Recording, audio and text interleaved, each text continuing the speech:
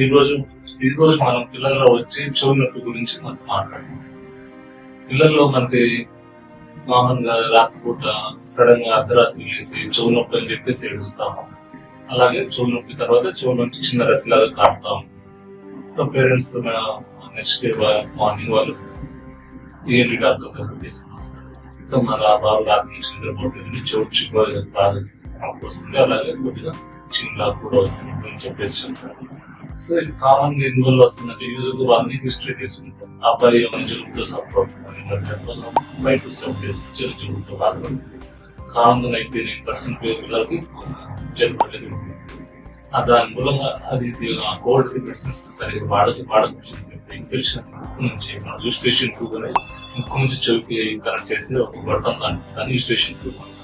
ఆ రిజిస్ట్రేషన్ ముక్కు నుంచి ఇన్ఫెక్షన్ చెవులోకి స్ప్రెడ్ అవడం, పిల్లలకి చెవు మధ్య భాగంలో ఇన్ఫెక్షన్ అనేది సివియర్ పెయిన్ వస్తుంది. ఆ పెయిన్ తర్వాత స్టార్ట్ అయిన 1 or 2 hours తర్వాత చెవు నుంచి మనకి చిమ్ము అలాగే రక్తం కూడా కొద్దిగా కారుతుంది.